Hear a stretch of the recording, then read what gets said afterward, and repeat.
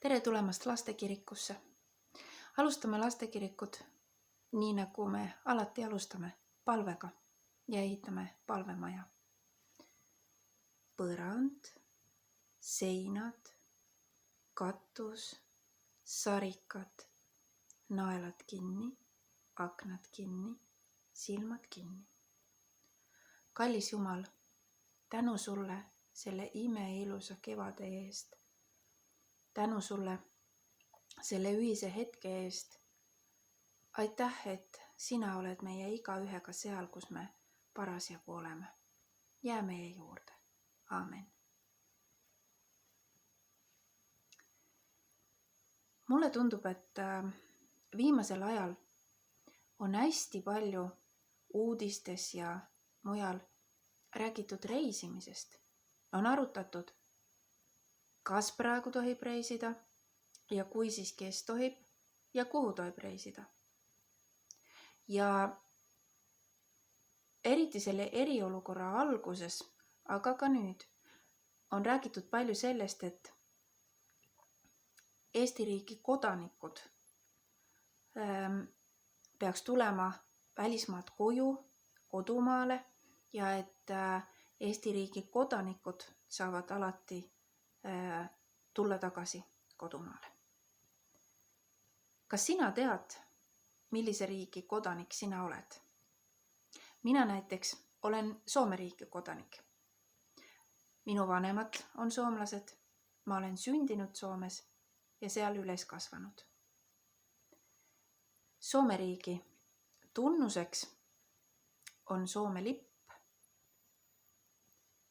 Ma arvan, et see on sulle ka tuttav.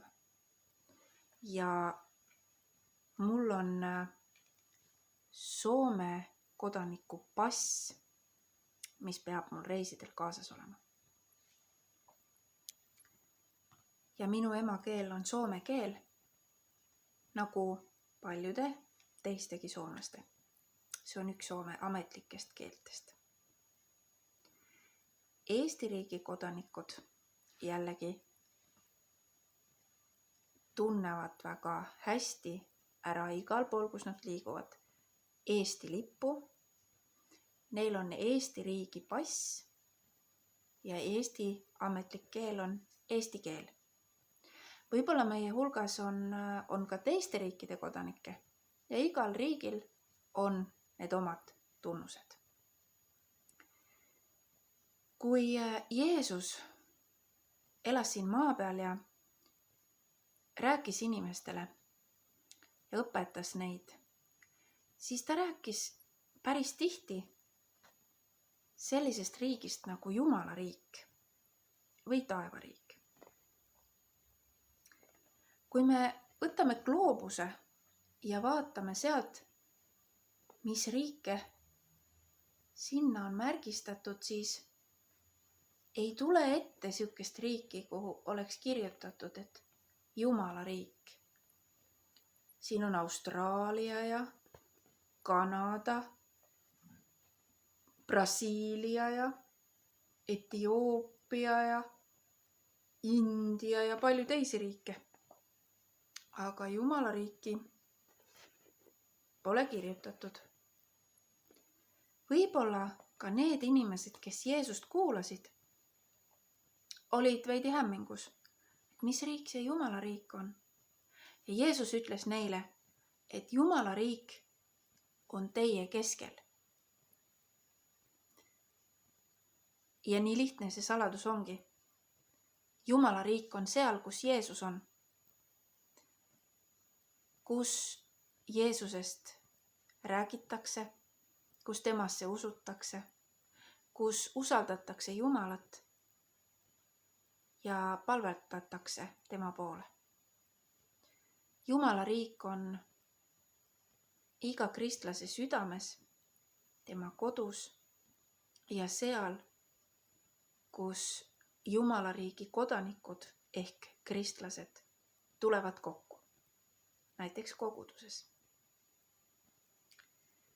Jeesus ühendab meid. Aga kas Jumala riigil on ka selliseid tunnuseid nagu lipp või pass või keel? On küll. Jumala riigi tunnus. Ma päris ei saa öelda, et see on lipp, sellepärast et see ei ole. Aga see on väga hästi tuntav tunnus ja see on rist, Jeesuse märk. Meil on Saku palvemajas altaril on rist. Palvemaja seina küljes on rist. Ja Saku uue kiriku torni tippus on rist. See näitab, et see hoone on Jumala riigi oma. Aga Jumala riigi kodaniku tunnus,